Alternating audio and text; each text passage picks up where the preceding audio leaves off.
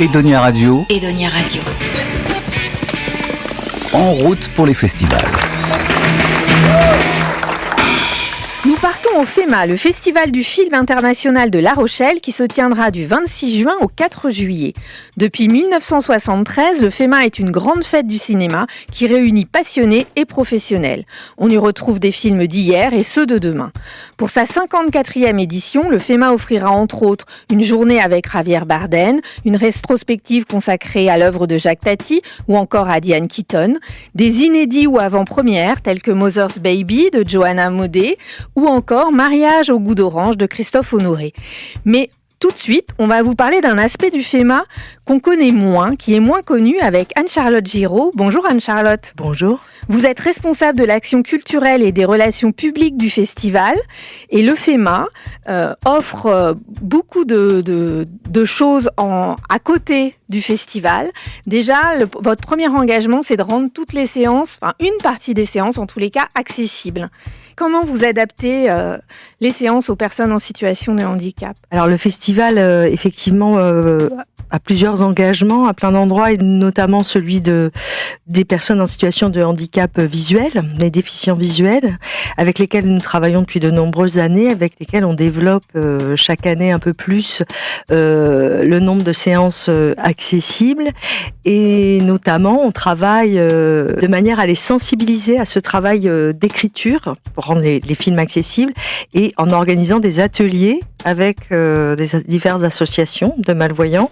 On convoque l'autrice qui assure l'écriture de ces versions audio décrites, et qu'elle rencontre les malvoyants, et avec eux ils vont réfléchir à la manière de procéder pour rendre non pas visible mais compréhensible toutes les scènes qu'ils ne peuvent pas voir à l'écran. Et alors, il y a aussi ce qu'on appelle, je ne sais pas comment on dit, le VAST, V-A-S-T, la version originale sous-titrée, donc qui permet aux personnes qui ne peuvent pas lire de suivre les films en VO. Oui, alors l'audiodescription, j'en ai parlé en premier parce que c'est le premier volet qu'on a développé, dans le sens où nous sommes nous-mêmes producteurs des versions audio décrites. Donc on peut mettre en place tout ce processus de sensibilisation et de transmission auprès des malvoyants. Donc ça, c'était la première partie qui a permis de développer d'autres choses. Et aujourd'hui, en effet, on développe aussi tout ce qui est donc version audio décrite, sous-titrée. Donc là, c'est pas que pour les malvoyants et déficients visuels, mais c'est aussi pour les personnes étrangères, par exemple, qui ne savent pas bien parler le français et qui ne sauraient, si vous voulez, lire les sous-titres. Donc, ce qui est proposé par l'association Tout en parlant, c'est de faire lire tous les dialogues des films par des comédiens, comédiennes, qui vont lire à l'oreille tout ce qui est écrit en sous-titrage. Donc c'est via une application qui s'appelle La Bavarde notamment, et qui peuvent déclencher et ainsi écouter tous les dialogues du film qu'ils ne peuvent pas lire. Et combien de films, que ça soit les versions originales ou alors juste l'audio-description, combien de séances à peu près sont accessibles pendant le festival ? Alors, Tout en parlant propose au moins 4-5 films chaque année de cette façon.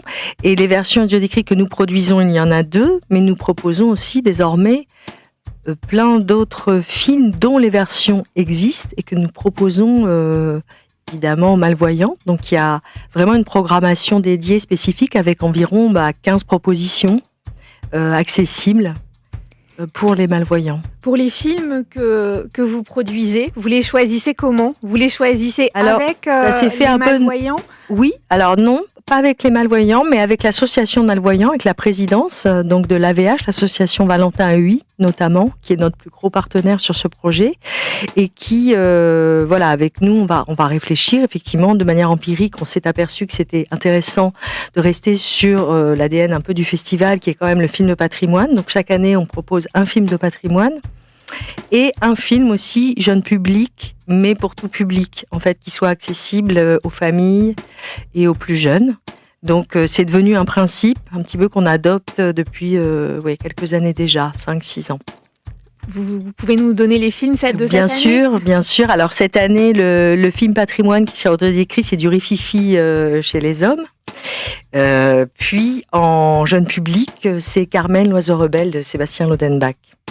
Voilà, qui sera en avant-première au festival cette année, le lundi 29 juin. Et vous proposez aussi des séances culture relax. Qu'est-ce que c'est que les séances culture relax ? Alors, les séances culture relax, c'est un dispositif national qui existe dans plein de villes en France et qui permet de proposer, avec les salles de cinéma, les exploitants de tout le territoire national, de proposer des séances adaptées pour vraiment les personnes en situation de handicap cognitif et sensitif. Donc là, on n'est plus sur des profils de gens avec des autismes à plusieurs degrés, plusieurs niveaux. Et donc, il s'agit pour ces séances de leur redonner confiance pour venir en salle partager des moments avec le public que nous sommes et en étant accompagnés plus particulièrement par des équipes de bénévoles qui vont en salle s'occuper d'eux, les faire sortir si besoin, leur expliquer des choses, enfin être vraiment un accompagnateur de la séance. Et puis on met en place un dispositif de lumière par exemple qui est différent, de son également. Le son est beaucoup plus bas, les lumières restent un peu allumées, tamisées pour pas qu'il y ait la peur du noir. Il y a tout un tas de choses qui sont mises en place, qui sont très spécifiques et qui permettent à ces personnes de se sentir en confiance. Ça permet aussi de sensibiliser le public en général, de partager ces séances avec ces personnes qui sont différentes mais qui ont le droit avoir accès aux œuvres également. Donc on fait tout ce travail depuis un long moment et on propose à Culture Relax de labelliser une séance pendant le festival, la séance Festival La Rochelle Cinéma, avec un film de la programmation du festival, puisqu'ils font ça par ailleurs avec des cinémas chaque mois dans tout le territoire. Les séances ciné-relax. Et ça s'appelle exactement CGR, c'est ciné-relax. Donc nous, c'est notre séance ciné-relax FEMA chaque année. On peut connaître le film ? Absolument, oui, puisque là, il y a une grande rétrospective Jacques Tati. Donc, on a trouvé que Jacques Tati était l'auteur idéal pour tout un public varié, dont celui de Ciné Relax. Voilà, donc ce sera mon oncle de Jacques Tati, et là, c'est le mercredi 1er juillet. Alors, le FEMA a aussi un volet transmission. Vous menez des actions éducatives tout au long de l'année. Est-ce que vous pouvez nous parler un peu de ces actions ? Je sais qu'il y a une résidence de réalisateurs. Oui, alors il y a des résidences de cinéastes chaque année, puisqu'on propose des ateliers d'écriture et de réalisation de cinéma avec des professionnels et qui s'adressent à des publics divers comme des publics surtout éloignés de la culture, bien sûr, puisqu'il s'agit de les sensibiliser au cinéma en créant collectivement des œuvres qui sont ensuite diffusées au festival. Donc chaque année, nous produisons des courts-métrages qui sont ensuite diffusés au festival au travers de ces résidences d'artistes, mais il y a également des parcours de sensibilisation à la musique au cinéma, des parcours de sensibilisation au cinéma d'animation avec là des collèges, des lycées, mais aussi on a beaucoup de projets avec des écoles de cinéma de partout, qui viennent aussi sur des parcours de critique cinématographique pour aussi éduquer aux images et comprendre et décortiquer un peu ce qui est proposé à voir. Enfin voilà, il y a tout un tas de dispositifs qui sont mis en place par le festival tout au long de l'année, de manière aussi à renouveler nos publics, à sensibiliser des personnes qui ne se sentent pas forcément autorisées à venir participer à ce type de manifestation. Oui, vous avez envie si je vous dis de démocratiser un peu le FEMA. Absolument, rendre accessible, partager notre passion du cinéma au plus grand nombre. Et en particulier à ceux qui n'ont pas accès. Parce qu'on trouve que c'est très important et qu'on peut exprimer beaucoup de choses au travers du cinéma. Aujourd'hui, ça nous semble, ça a toujours été, mais ça l'est encore plus aujourd'hui, important. Et vous intervenez également auprès des prisonniers en proposant des ateliers dans la prison à Saint-Martin. Oui, alors le festival quand même travaille avec la Maison Centrale de Saint-Martin-de-Ré depuis 2001. Donc ça fait plus de 25 ans que le festival organise chaque année des ateliers d'écriture pour les détenus, qui donnent lieu à des films qui sont diffusés au festival. Bien entendu, chaque année est différente. Il y a des problématiques qui changent en fonction des gouvernements qui changent aussi, des contraintes, des injonctions, des institutions. Donc, effectivement, c'est de plus en plus complexe. Mais quand même, depuis 25 ans, le festival arrive à faire venir des cinéastes déjà qui sont engagés avec nous à nos côtés pour ce genre de projet et qui assure l'encadrement de ces ateliers et qui donne lieu à des films que nous défendons ensuite et qui peuvent aussi parcourir d'autres festivals. Donc c'est très important pour nous. Donc vous produisez également des films, vous allez faire des ateliers dans des hôpitaux psychiatriques. Alors, dans un seul pour l'instant, puisque on ne peut pas se démultiplier.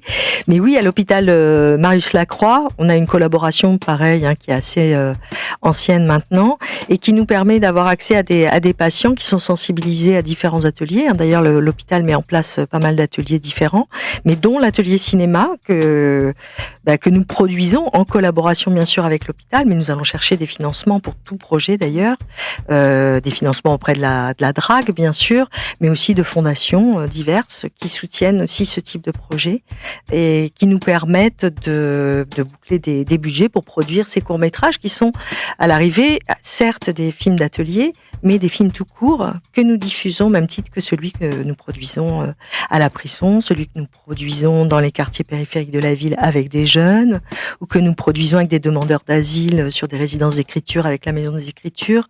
Enfin, en réalité, nous avons beaucoup de projets comme ça que nous produisons et pour lesquels nous avons des financements spécifiques que nous allons trouver. Le FEMA, il y a aussi un festival dans le festival puisqu'il accueille des séances pour le jeune public, pour les enfants. Oui, alors ça c'est hyper important parce qu'on le met en place bien en amont.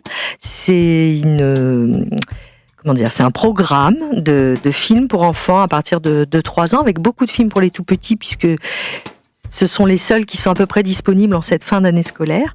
Et pour eux, on organise 3 séances par jour de programmes de court-métrage qui durent très peu de temps, 40 minutes en général. Et c'est un petit festival dans le festival, puisqu'il s'adresse uniquement à eux. Donc un programme est dédié, il est présent sur le site du festival bien entendu, et en accès libre dans toutes les médiathèques de la ville.